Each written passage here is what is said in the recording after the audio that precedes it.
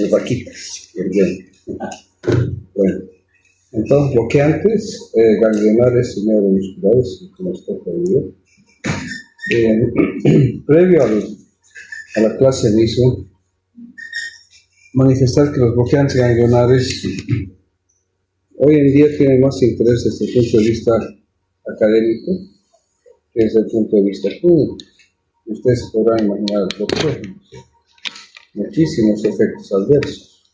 Si pensamos en los ganglios, tanto el sistema nervioso simpático como el sistema nervioso parasimpático, el bloqueo de estos va a cortar el flujo del sistema nervioso autónomo completamente. Y eso va a llevar entonces a una serie de efectos adversos que ha hecho de que la mayor parte de los fármacos que corresponden a este grupo se han tornado ya de cierta manera obsoletos. Sí, importantes desde el punto de vista académico, obviamente. Y vamos a verlos porque es importante conocerlos, ¿no es cierto? Entonces, como siempre, yo les he dicho, siempre trabajo en base a objetivos de aprendizaje, que considero importantísimo. Y vamos a ver en este esquema, ¿se acuerdan? La disposición de los ganglios del sistema nervioso autónomo, siendo que en el simpático 3 cadenas, ¿no es cierto? 2 paravertebrales y una prevertebral. En el sistema nervioso parasimpático, los ganglios localizados dentro de las paredes o dentro de los órganos que inervan, ¿no es cierto? Con fibras preganglionares, en este caso largas, y postganglionares cortas. En el sistema nervioso simpático, fibras preganglionares cortas y postganglionares largas. ¿Sí? ¿Sí? Entonces, cuando hablamos de bloqueantes ganglionares, justamente nos vamos a referir a estos ganglios que se encuentran localizados, ¿no es cierto?, tanto a nivel del sistema nervioso simpático como parasimpático. Bien. Entonces, ¿cómo los definimos? Los bloqueantes ganglionares son sustancias que bloquean la acción de la acetilcolina, que es el neurotransmisor del sistema nervioso autónomo, ¿no es cierto?, fundamentalmente a nivel preganglionar para ambos. Y de los agonistas similares en los receptores nicotínicos de los ganglios autónomos, tanto simpáticos como parasimpáticos, pero sin afectar al sistema nervioso central. Cuando hablamos del sistema nervioso autónomo, estamos hablando del sistema nervioso que está por fuera del sistema nervioso central en la mayor parte de los casos, ¿cierto? Debido a su falta de selectividad y por bloquear todo el flujo autónomo, como les decía hace un rato, producen una amplia variedad de efectos adversos, desagradables e indeseables que limitan su uso activo. ¿Cómo actúan? ¿No es cierto? Inhiben la transmisión nerviosa en los receptores nicotínicos, simpáticos y parasimpáticos, es decir, en los receptores NN. Los vamos a diferenciar de los bloqueantes neuromusculares. Aquí estamos hablando exclusivamente de los bloqueantes ganglionares, NN. ¿Ya?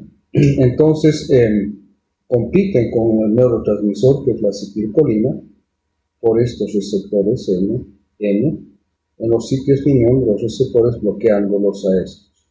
No puede entonces, por lo tanto, el neurotransmisor, que es la acetilcolina, unirse a sus receptores, porque están siendo ocupados por estas sustancias, ¿no?, por los bloqueantes ganglionares.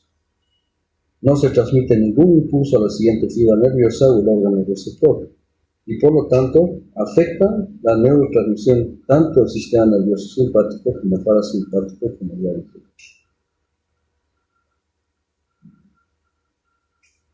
El bloqueo de la transmisión ganglionar puede producirse por distintos mecanismos. Uno, por interferencia en la liberación de la acetilcolina. Dos, por interferencia con la acción postsináptica de la acetilcolina. Por antagonismo de los receptores nicotínicos y por despolarización continuada, como vamos a ir viendo en el transcurso de la clase. Bien, este es el esquema, ¿no es cierto? Bien. Entonces, fíjense que en este esquema es muy didáctico. Estamos viendo por un lado el bulbo raquídeo, por otro lado la médula espinal, el sistema nervioso parasimpático bloqueado, ¿no?, con la cruz en rojo, y el sistema nervioso simpático también bloqueado. Y por lo tanto, la transmisión nerviosa en ambos sistemas está bloqueada, no pasa. Acá Bien, los otros mecanismos que hemos visto es de que pueden actuar también a nivel postsináptico, ¿no es cierto? Como estamos viendo en la esquema de abajo, y como estamos viendo en el otro esquema también, en la terminación preganglionar simpática, también impidiendo la ejecución del impulso nervioso. Bien, ¿cuáles son los efectos del bloqueo ganglionar? Y esto es a lo que yo me refería. A nivel de las arteriolas, el sistema predominante es el simpático y el efecto del bloqueo ganglionar va a ser vasodilatación. A nivel de las venas, sistema predominante también simpático, ¿no? Y su efecto vasodilatación. En otras partes del tejido vascular, en otras venas, sistema predominante parasimpático va a llevar una taquicardia compensatoria o por bloqueo del sistema de los ganglios. A nivel del iris, parasimpático, midriasis. A nivel del músculo ciliar, parasimpático, cicloplegia. ¿A quién se parecían estos dos últimos efectos? Al bloqueo de la atropina, ¿no es cierto? ¿Se acuerdan el efecto de la atropina? Midriasis y cicloplegia. Efecto adverso, visión borrosa. Terapéutico, examen de ómnibus. ¿De acuerdo? Nos aclaramos. ¿Ya? En el músculo ciliar parasimpático, cicloplegia gastrointestinal parasimpático, hipomotilidad, otra vez la atropina, no similar, pero actuando a nivel de los receptores postganglionarios, ¿no? Vejiga urinaria parasimpático, retención urinaria, glándulas salivales parasimpáticos, serostomía, también sequedad, ¿no es cierto? Y glándulas sudoríparas simpático, colinérgico, amigas. Entonces, fíjense que muchos de los efectos del bloqueo ganglionar se asemejan al efecto anticolinérgico de la atropina y de sus derivados. ¿De qué? Entonces sería nuevamente lo que hemos visto en la clase de ayer, el paciente seco, constipado y con retención urinaria y comisión de hueso. ¿Se acuerdan del nombre técnico? Seco como hueso, rojo como bacha, ¿sí? ¿Se acuerdan? Ciego como murciélago, caliente como liebre y loco de rana. Más o menos algunas cosas similares. Bien. Los efectos del bloqueo a nivel del sistema nervioso central, entonces, reducción del deseo del uso de la nicotina. A nivel de los bronquios, poco efecto, tracto gastrointestinal, hemos dicho, esto es una complementación del anterior slide. Reducción de la motilidad y constipación importante, tracto genitourinario, relajación vesical, disminución de la erección y de la eyaculación. En el corazón, taquicardia moderada en jóvenes, inotrópico negativo y disminución del gasto cardíaco. En los vasos, reducción marcada del tono venoso, reducción del tono arteriolar y caída de la presión arterial, llevando a una hipotensión prostática. Esta es una característica, fíjense que yo lo he resaltado y lo he puesto en mayúsculas. Ya que el efecto del bloqueo ganglionar en relación a la presión arterial es hipotensión postural, porque no se pueden activar los mecanismos de compensación homeostática, por ejemplo, a través del reflejo de varios receptores. Entonces, el paciente está en una posición sentado o está echado y se levanta, ¿no es cierto? Inmediatamente siente la hipotensión prostática, ¿no? Le falta irrigación hacia el cerebro, se marea y se quiere caer o puede inclusive tener lucidez. En las glándulas, reducción de la salivación, de la lagrimación y de la secreción gástrica. Bien, aquí este otro cuadrito, ¿no? Que más o menos va resumiendo los efectos. Entonces, cardiovascular, adultos jóvenes, parasimpático, en viejos y niños, el sistema predominante es el simpático. El efecto del bloqueo ganglionar en jóvenes, entonces es taquicardia, y en viejos y niños es bradicardia. Eso hay que tomar en cuenta. Ustedes son grupos etarios, los dos extremos de la vida, el efecto va a ser radical. Y en los jóvenes, como ustedes, va a ser taquicardia. A nivel gastrointestinal, predominante parasimpático, ileoparalítico, estreñimiento, que es la palabra que no me gusta y la voy a cambiar, constipación, náuseas, vómito, diarrea y disminución de la saliva. En los ojos, parasimpático, midriasis, fotofobia, visión borrosa, ¿no? Por el doble efecto, ¿no es cierto? Ya de la midriasis y la cicloplegia. en el aparato genital masculino, parasimpático y simpático, impotencia y dificultad en la eyaculación, ¿cierto? Hemos dicho parasimpático, erección, simpático y eyaculación, preservación de la especie. Vejiga urinaria, parasimpático, disminución del tono vesical, dificultad para la micción y por lo tanto retención urinaria. ¿No? Bien, entonces han sido reemplazados estos bloqueantes ganglionares, que vamos a ver a continuación 3 de ellos, como antihipertensores. Debido a todos estos efectos adversos, han sido sustituidos por antihipertensivos o antihipertensores eficaces y con menores efectos adversos. Uno de ellos todavía tiene cierta utilidad clínica, como vamos a ver a continuidad. Y un punto que puede resaltarse es que el uso crónico de ellos produce tolerancia hacia los efectos adversos, pero no los suprime completamente, solo es tolerancia, ¿cierto? Es decir, que el efecto va disminuyendo con el tiempo y para lograr el efecto inicial se necesitarían dosis mayores. Un cuadrito, ¿no es cierto?, importante aquí, que son agonistas y antagonistas de los receptores nicotínicos. Obviamente que agonista es la nicotina, que actúa fundamentalmente a nivel de los ganglios autónomos del sistema nervioso central. El tipo de acción, estimulación y después bloqueo. La lobelina, ganglios autónomos y terminaciones nerviosas sensitivas, en este caso produce estimulación. La epibatidina, en los ganglios autónomos del sistema nervioso central, produce estimulación, ¿no?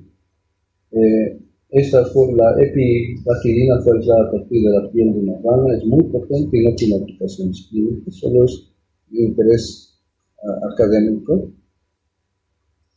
La varenicilina en el sistema nervioso central y ganglios autónomos produce estimulación usada para el tratamiento de la adicción a la nicotina en el tabaquismo crónico, a veces, pero no muy. El suxametonio en la unión neuromuscular, bloqueo por despolarización, este sí lo vamos a ver.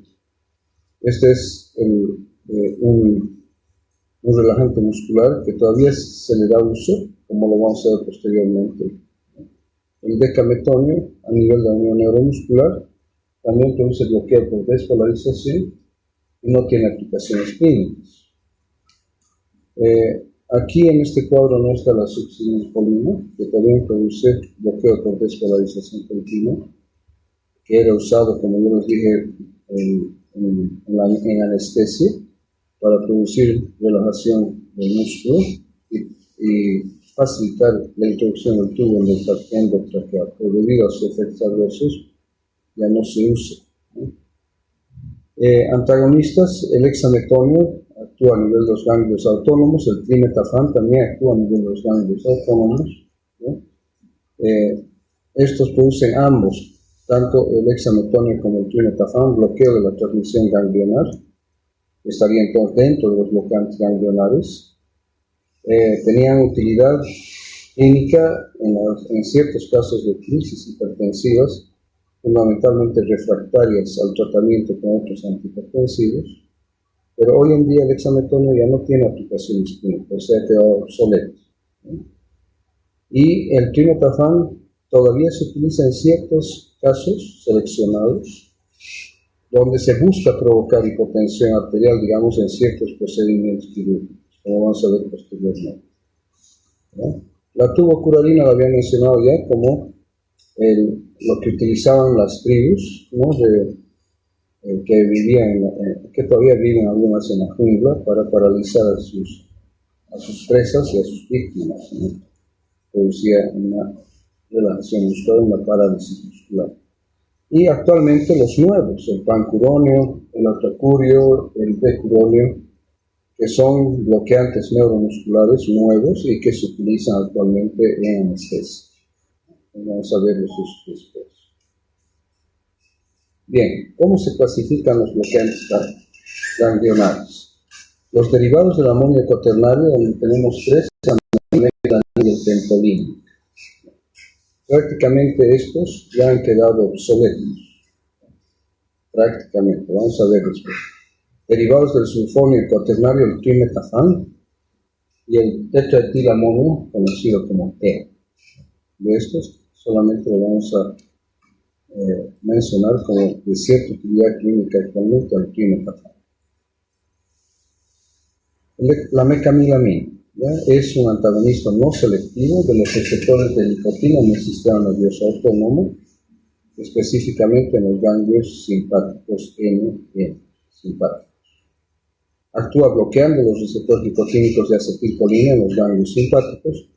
Esto reduce la transmisión nerviosa de tipo simpático, esencialmente lleva a una caída, una baja de la presión arterial, reduce el ritmo cardíaco y causa vasodilatación. ¿Ya? Es un antagonista nicotínico, entonces, utilizado principalmente para tratar la hipertensión moderada, grave y maligna, pero que hoy en día, como han visto en los cuadros, ya no tiene utilidad clínica, ¿no es cierto? Por los efectos adversos. Aunque su uso clínico, por lo tanto, ha disminuido, se emplea en investigación para el abandono del tabaquismo y se estudia para trastornos del sistema nervioso central como depresión y trastorno de déficit de atención. Entonces, hoy ya no se utiliza a la mecamilamina como antihipertensivo. Lo he utilizado, insisto, sí tiene un efecto hipotensor importante, pero tiene muchos efectos adversos debido al bloqueo del flujo simpático a nivel de los ganglios N. El hexametón. Actualmente el hexametón se utiliza principalmente como herramienta experimental en investigación farmacológica y neurobiológica. Por eso los digo, se han dejado de usar. Y ustedes me dirán, pero el doctor, ¿por qué los menciona? Porque tenemos que conocerlos, ¿no es cierto? Desde el punto de vista académico es importante saber que hay estas sustancias, ¿no?, que se han dejado de utilizar en ciertas patologías, pero que dentro del punto de vista académico son también importantes. Y aquí dice, aunque históricamente fue un antihipertensivo eficaz, ha sido reemplazado por fármacos más modernos y seguros debido a sus efectos adversos generalizados al bloquear todos los ganglios autónomos del sistema nervioso simpático. Entonces, la investigación experimental es ampliamente utilizada en estudios científicos como bloqueador ganglionar prototipo, que es un antagonista colinérgico nicotínico para investigar la transmisión sináptica. Entonces, esa es su utilidad hoy en día. Ya, al igual que habíamos mencionado un antihipertensivo que se utilizaba antiguamente como la reserpina, que impedía, ¿no es cierto?, el almacenamiento de la noradrenalina en las vesículas sinápticas. Hoy en día todavía la mencionamos, pero aclaramos de que no se utiliza clínicamente. Está como ejemplo de un mecanismo de acción a nivel sináptico, ¿no? Y en este caso lo mismo. Entonces produce parálisis del sistema nervioso autónomo al no distinguir entre ganglios, lo que provoca efectos secundarios significativos como hipotensión ortostática, constipación y discéntricos. Estudios de hipertensión. Se menciona su uso en estudios experimentales para entender la reducción de la presión arterial, especialmente en modelos animales. En resumen, el uso clínico de hexametón es casi nulo hoy en día, limitándose su aplicación a laboratorios de investigación. Está claro, ¿no? Eso tengo que aclarar. Veo que digan, el doctor Peralta dice que se usa en la mecamilamina de hexametón. No, estoy aclarando y eso lo estoy recalcando, que es importante su conocimiento para que sepan cómo actúan, nada más. El trimetafán produce un bloqueo selectivo de los receptores ganglionares CNN, es un bloqueante ganglionar. Actualmente su uso es infrecuente por los efectos adversos que produce. Se utiliza todavía en emergencias hipertensivas y por una reducción controlada de la presión en algunos tipos de cirugía y puede utilizarse en el tratamiento de la disección aórtica. Es importante ahí bajar, ¿no es cierto?, la presión arterial, porque si no se rompe. Produce hemorragia masiva y el paciente se muere. Entonces, es utilizado en algunos casos muy seleccionados, ¿no es cierto? Se administra por vía endovenosa, bloquea todo el flujo autonómico, tanto simpático como parasimpático. Bien. Esto ya hemos visto, ¿no es cierto? ¿Ya? Y vamos a pasarlo. Efectos adversos de los bloqueantes ganglionares: hipotensión prostática, visión borrosa, impotencia sexual, disfunción urinaria, constipación y sequedad de necrosis. Contraindicaciones en pacientes que ya cursan con hipertensión arterial, retención urinaria, hiperplasia prostática en ancianos y constipación. Esto aplicaría no solamente en realidad en química farmacéutica, porque el resto hemos dicho que no existe. ¿Está claro? Entonces, con eso hemos terminado esta parte de los bloqueantes ganglionales y vamos a entrar a los bloqueantes neuromusculares que se dividen en dos tipos. Bloqueantes neuromusculares despolarizantes y no despolarizantes. Los despolarizantes, como su nombre indica, ocupan las subunidades alfa, al igual que la acetilcolina en el canal, por lo que estimulan inicialmente los canales de sodio y calcio, produciendo contracciones conocidas como fasciculaciones. ¿No? Las fasciculaciones son contracciones musculares que parece que se estuviese moviendo algo debajo de la piel, como si estuviesen un bicho. Estas son las fasciculaciones musculares y afectan obviamente al músculo esquelético, ¿no? Estas drogas, al no ser afectadas por la acetilcolinesterasa, ocupan estas subunidades por tiempo prolongado, lo que lleva a una despolarización continua de la placa neuromuscular y da lugar entonces a una parálisis flácida. El prototipo de estos es la succinilcolina. Es el ejemplo, ¿no?, de un agonista que produce parálisis muscular flácida debido a una despolarización continua. Pero vamos a ver que hay otros, ¿no? Los bloqueantes no despolarizantes compiten con la acetilcolina para ocupar una subunidad alfa, por lo menos una subunidad alfa, llevando una inhibición competitiva, lo que causa que no haya apertura, no se polariza la membrana y el músculo queda atrás. Entonces, esto es por bloqueo. Por eso se denomina bloqueantes neuromusculares no despolarizantes. Es como el receptor está ocupado por otra sustancia. El agonista no puede actuar porque no puede unirse a su receptor elementales. Bien. Los bloqueantes despolarizantes. ¿Sí? Hemos dicho que el prototipo es la succinilcolina, pero también ahí está el succinilcolina. El succinilcolina es el único bloqueante despolarizante usado actualmente en la mayoría de los centros hospitalarios. Con la succinilcolina ya no se usa y sí se usa todavía el succinilcolina. Pero aún así, a pesar de que se usa el succinilcolina, ya ha sido reemplazado y sustituido por otros relajantes musculares más modernos que los vamos a ver posteriormente. Y aquí les decía, la succinilcolina aún se encuentra en algunos hospitales, especialmente en países como el nuestro. ¿No? Y el denominativo corto es succi. Los anestesiólogos, yo me acuerdo que les decían a las circulantes de quirófano, dame una ampollita de succi. Sabía la enfermera que era la succinilcolina. Yo les conté del evento de ese paciente mío, ¿no? ¿Se acuerdan? ¿Sí? Que le pidió fentanilo y la enfermera le pasó la ampolla de succinilcolina. El paciente se paralizó estando consciente, ¿no? Sentía que se asfixiaba, qué sensación más fuerte, estando consciente, ¿no? Por parálisis respiratoria. Sin embargo, recalcar que ambas han sido reemplazadas por relajantes no despolarizantes ya más modernos. Poseen una estructura muy similar al decametono y la acetilcolina, formada por dos moléculas de acetilcolina que están unidas en sus grupos acetilos. Actúa en forma parecida, ¿ya? Pero su acción apenas dura unos minutos debido a que es hidrolizado rápidamente por la colinesterasa plasmática. Entonces, son de acción corta y eso tal vez hacía de que sean muy utilizados, ¿no es cierto? Porque produce una relajación muscular cortita. Permite la intubación del paciente rápidamente, ¿no es cierto? Cuando el anestesiólogo está bien capacitado, he colocado el tubo en el tracheo rapidito. Y se utilizaban fundamentalmente por eso. Una buena relajación y una duración de acción bien cortita, ¿no es cierto? ¿Ya?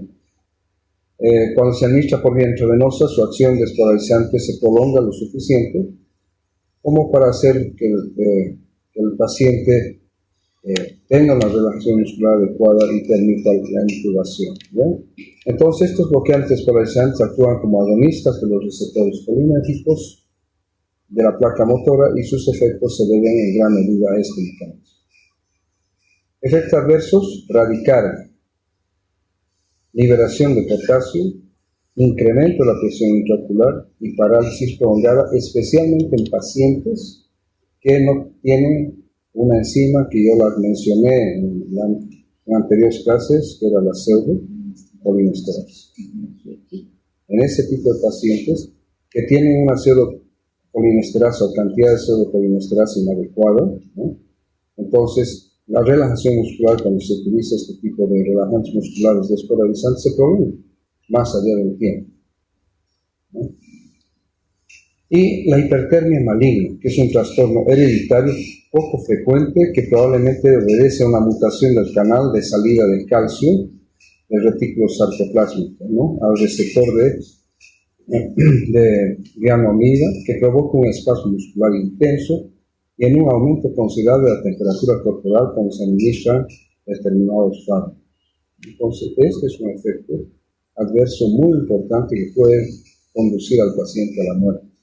La hipertermia maligna desencadenada por relajantes musculares despolarizantes, ¿no? Entonces, este trastorno conlleva una mortalidad elevada, aproximadamente, fíjense, del 65%, elevadísima, y se combate mediante la administración de dantroleno, un fármaco que inhibe la contracción muscular para evitar la salida de calcio del retículo sarcoplástico. Entonces, esta hipertermia maligna es resultado de una contracción muscular intensa, ¿no?, que lleva a un incremento de la temperatura y, como dice aquí, 65% de mortalidad.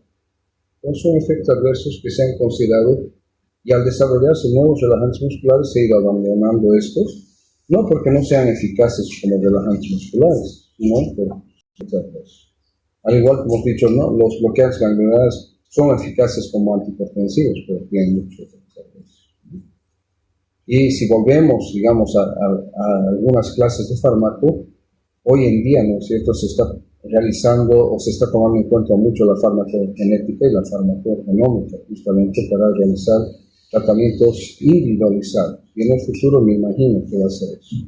También con el desarrollo de nuevas técnicas de laboratorio para ser aplicadas a pacientes y determinar qué alteraciones de tipo farmacogenético o farmacogenómico tienen, y así evitar el uso de cierto tipo de fármacos en ellos.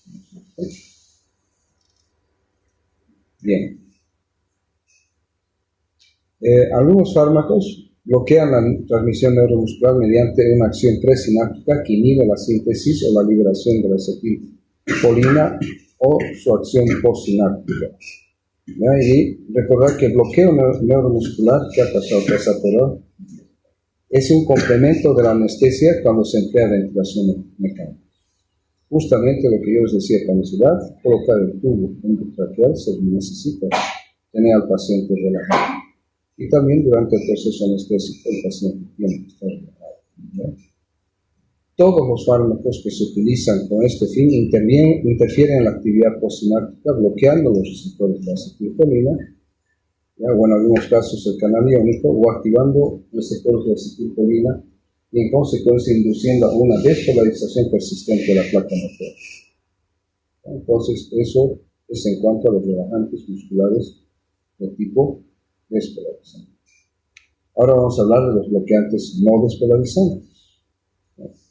Los bloqueantes no despolarizantes actúan como antagonistas competitivos de los receptores colinérgicos de la placa motora y sus efectos se deben en realidad a este mecanismo de acción, es decir, van a bloquear al receptor nicotínico en la placa motora, o sea, el receptor M. Van a competir con la acetilcolina. No producen despolarización, bloquean la transmisión del impulso nervioso, ¿sí? Y al bloquear los receptores no se va a producir el efecto, ¿no?, ni tampoco la acción.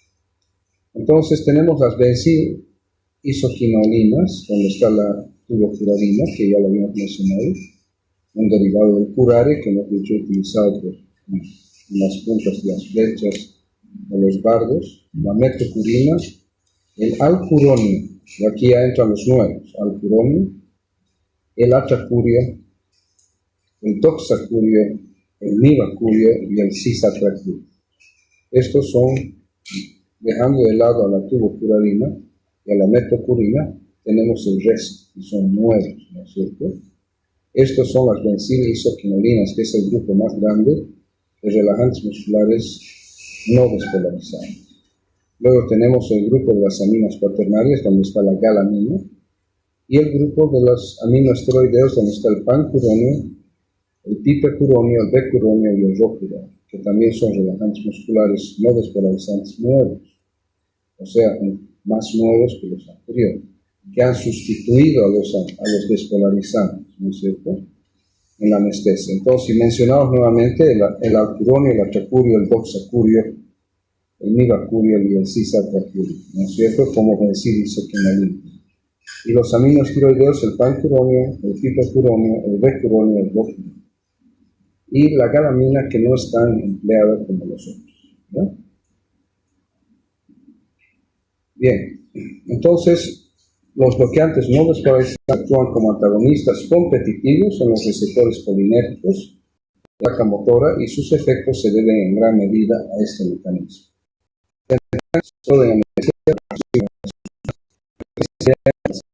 Sucesivas, ¿no?, cuando el paciente está conectado a una máquina respiratoria. Pero su uso fundamental es en anestesia, ¿no? Los primeros músculos afectados son los extrínsecos del ojo, lo que origina la semejanza de la miastenia gravis, y los pequeños músculos de la cara. El primero que se afectan los músculos de esta parte, ojos y cara, ¿no es cierto? Luego vienen las extremidades y la faringe, lo que dificulta la deglución, y los músculos respiratorios son los últimos en afectarse y los primeros en recuperarse. Eso hay que tomar en cuenta. Si lo utilizamos en anestesia, es fácil de entender que queremos que se relaje esta musculatura, ¿no?, para poder colocar el tubo. Se administra por vía intravenosa, pero se diferencian por sus velocidades de inducción y recuperación. Lo que uno quiere es una rápida relajación muscular y una rápida recuperación de la relajación muscular, ¿no es cierto? La mayoría de los no despolarizantes se metabolizan en el hígado, se excretan sin cambios por la orina, y la excepción a esto sería el atracurio. El atracurio se hidroliza espontáneamente en el plasma, y el nivacurio, que al igual que el succemetonio, es hidrolizado por la acetilcolinesterasa plasmática. ¿Está bien? ¿Está claro? Los agentes bloqueantes no despolarizantes también bloquean los autorreceptores presinápticos. ¿Se acuerdan? El receptor alfa 2, el receptor M regulador, M1 a nivel de la terminal presináptica, ¿no es cierto? Son los autorreceptores que regulan el flujo del neurotransmisor a nivel de la sinapsis, ¿no? ¿Ya? ¿Sí? Entonces actúan inhibiendo la liberación de acetilcolina durante la estimulación repetitiva de los nervios motores, dando lugar a un fenómeno conocido como fatiga tetánica. No es lo mismo, ¿no?, que la despolarización continua. O sea, una fatiga tetánica en el sentido de que se produce en contracción y lleva a esta fatiga tetánica, que a menudo es empleado por los anestesistas para controlar la recuperación postoperatoria en la transmisión neuromuscular. O sea, ellos lo manejan, digamos, sería su manito, ¿no?, para hacer que el paciente recupere su función muscular una vez que ha estado bajo el efecto de relajantes neuromusculares, no despolarizantes. Bien, la recuperación postoperatoria de la fuerza muscular ha de ser rápida. Rápida para reducir el riesgo de complicación. Eso es importante. La neostigmina, que ya lo hemos visto en la clase de ayer como un anticolinérgico de tipo indirecto, ¿no es cierto?, inhibe a la colinesterasa, se utiliza con frecuencia en el postoperatorio para revertir la acción de los fármacos no despolarizantes. Entonces, la neostigmina es un colinamimético de acción indirecta. ¿Se acuerdan? Que se dividían en alcoholes simples como el eurofón, las aminas cuaternarias ¿sí? Pues sí, a veces en las tercias está solamente la física química. La neostigmina entonces utilizar por esa anestesia para recuperar la actividad muscular. A veces la coadministración de atropina es necesaria para evitar efectos adversos parasimpáticos. Y el Sugamadex es un fármaco que se lo está utilizando recientemente, ¿ya?, para revertir el bloqueo neuromuscular inducido por el rocuronio o el B-curonio, y es una alternativa en la recuperación de la función muscular post-anestesia. Es una ciclodextrina sintética constituida por una molécula que se va a unir selectivamente a los bloqueantes neuromusculares de estructura esteroidea, formando un complejo inactivo en el plasma. Si volvemos un poquito atrás, aquí están los aminos de esteroides, ¿no? Entonces el pancuronio, el pipacuronio, el becuronio y el rocuronio. Para estos se utiliza fármacos que es el Sugamadex, ¿no? Entonces forma un complejo inactivo en el plasma. ¿Está claro, no? Bien, entonces, ¿cómo clasificamos a los relajantes musculares según la duración de acción? La acción corta, la succinilcolina, que hemos dicho que ya se está tornando obsoleto, el succinilcolina, que hemos dicho que todavía se utiliza, el midacurio, que está dentro de los nuevos, ¿no? No activa ganglios autonómicos, no afecta al receptor M2 sináptico y libera histamina ligeramente. En esto vamos a ver que algunos de ellos liberan histamina, y al liberar histamina puede dar lugar a efectos adversos relacionados con la histamina misma, ¿no es cierto? De acción intermedia, el atracurio, el becuronio, el rocuronio y el cisatracurio. Esos son de acción intermedia en cuanto a la duración de su efecto, ¿no? No activan a los ganglios autonómicos tampoco, no afectan tampoco al receptor M2 presináptico y libera histamina ligeramente. Y los de acción larga, el pancuronio, el pitecuronio y el boxacurio. El pancuronio bloquea los receptores M2 presinápticos y no libera histamina. Hemos dicho que los autorreceptores son receptores que regulan la liberación del neurotransmisor de la terminal presináptica, de la neurona presináptica, ¿no es cierto? ¿no? Y por lo tanto, cuando existe mucha cantidad de neurotransmisor en la hendidura, ellos frenan la liberación de más neurotransmisor. Entonces, en este caso, ¿no es cierto?, el pancuronio bloquea los receptores M2.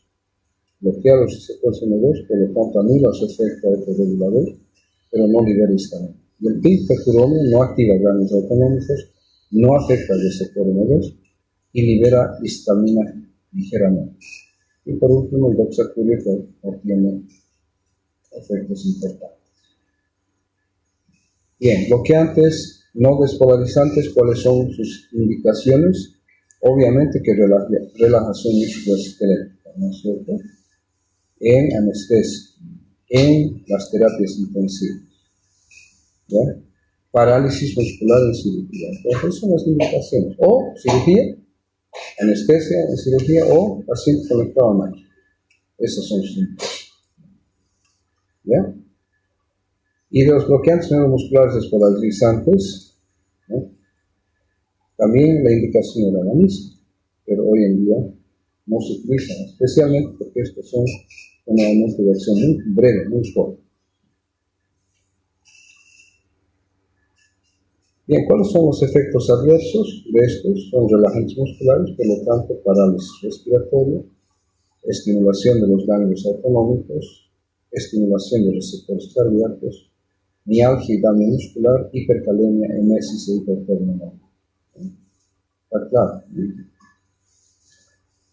El efecto a nivel cardíaco es importante, ¿no?, porque si bien queremos que se realice una relajación muscular, no quisiéramos en lo posible que afecte la función cardíaca.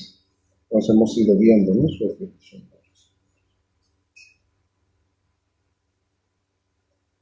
Tratamiento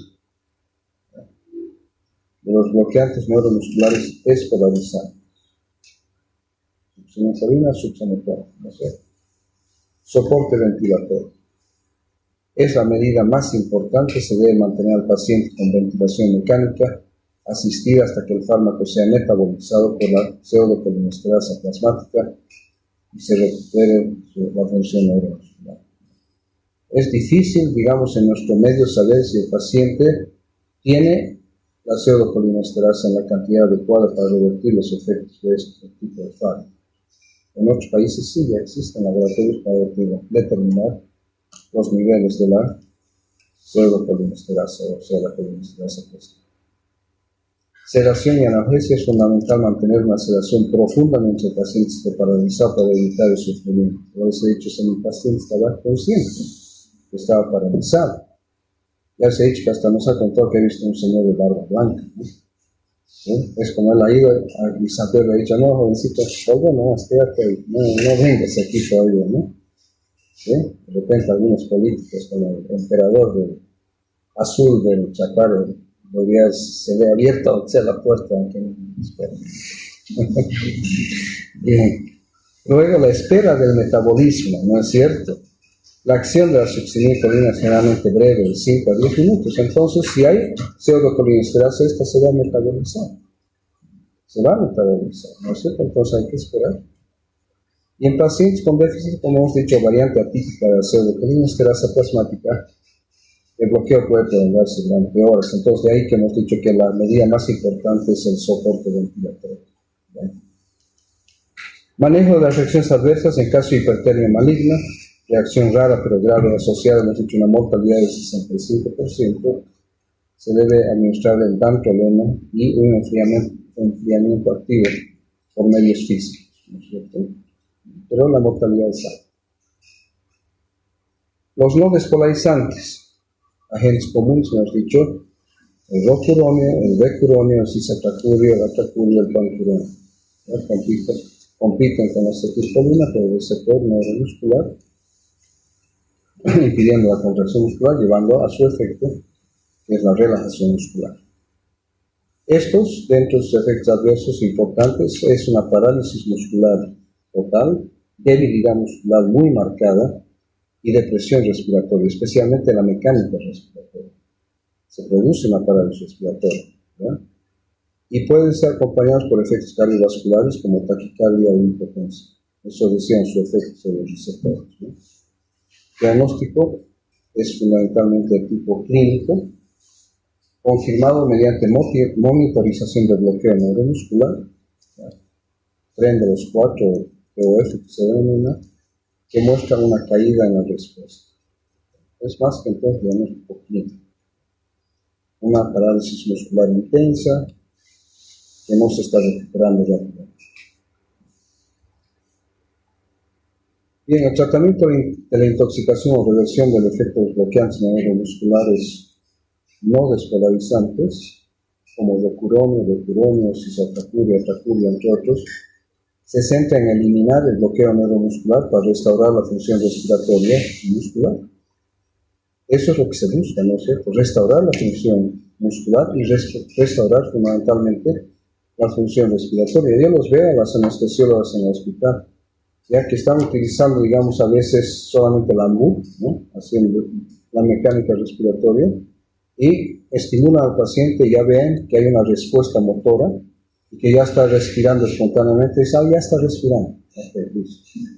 ¿No es cierto? Entonces ahí ya ha recuperado su función respiratoria. Medidas principales, entonces, soporte respiratorio y ventilación mecánica, que es la medida más importante, al igual que con nosotros, para asegurar la oxigenación mientras dura el efecto. Entonces, ustedes van a ver cuando vayan al hospital. ¿Ya? En pediatría están todo el tiempo, ¿no? Los residentes o las mismas anestesiadas, ¿no? Hasta que se recupera la mecánica respiratoria. Y agentes de reversión farmacológica, ya hemos mencionado al Sudamadex, ¿no? Que es el fármaco de elección, altamente efectivo para revertir el bloqueo inducido por relajantes musculares, aminoesteroideos, que ya los hemos mencionado, ¿no? Rocuronio, becuronio, etc. Estos se encapsulan a la molécula relajante y impiden entonces su unión al receptor. Y los inhibidores de la acetilcolinesterasa, ya hemos mencionado a la neostigmina.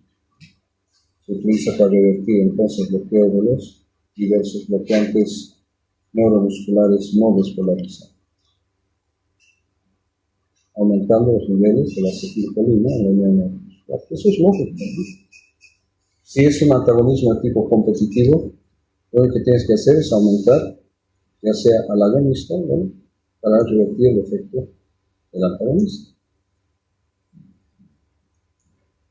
Bien, las dosis típicamente se administran dosis de 1 a 2 miligramos por vía intravenosa lenta, 1 miligramo por minuto, pudiendo llegar a un máximo de 5 miligramos. Y siempre se debe administrar la neostigmina junto con un agente anticolinérgico como la atropina, ¿no?, de 0,6 a 1,2 miligramos, o dicopirrolato, que lo hemos visto también como anticolinérgico, unos minutos antes para prevenir los efectos secundarios colinérgicos como es la bradicardia y el exceso de salivación. Por eso ayer les mencionaba que en la clase los anestesiólogos antes de retirar el tubo le administran atropina al paciente. Eso para disminuir las secreciones a nivel del aparato respiratorio e impedir el laringoespasmo. Porque imagínense retirar el tubo y que por exceso de secreciones el paciente haga un laringoespasmo. ¿Sí?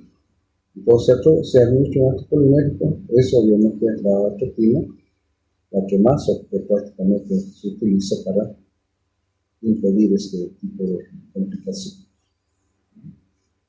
Medidas de soporte, monitorización continua del sistema cardiovascular y manejo de la vía aérea para evitar hipoxemia y acidosis, y mantenimiento de la estabilidad hemodinámica con líquidos intravenosos. Entonces, estos últimos slides que hemos estado viendo son nuevos, los he incluido. Se han cambiado muchas cosas de la clase del año pasado, en el sentido de aumentar algunas cosas, incluir esta parte del tratamiento de intoxicación por los relajantes musculares que no estaba en la clase del año pasado. Son slides cortos, sencillos y fáciles de entender. ¿Está bien? Bueno, entonces con esto habíamos concluido el temario, ¿ya? Y si hay alguna pregunta, alguna cosa que quieran que yo les aclare, estoy aquí. Y si no, nos veríamos en el siguiente ciclo de clases. Bien, muchas gracias. Una preguntita. Sí. El dantroleno se usa, porque la succinilcolina no es el único fármaco que puede producir hipertermia. El dantroleno es como el antídoto. Pero se utiliza en este caso, porque la hipertermia es recurrente de una hiperactividad muscular, ¿me entiendes? Claro. Eso es lo que lleva a la hipertermia. Por ejemplo, en el caso de la hipertermia por atropina, vas a usar más que todo medios físicos para controlar, ¿no es cierto? Pero el dantroleno es para este tipo de hipertermia recurrente de una hipercontracción muscular. ¿Sí? ¿Ya? ¿Está claro? Muy bien, entonces con esto habríamos concluido. Muchas gracias. Y nos vemos, si Dios quiere, pronto. Gracias.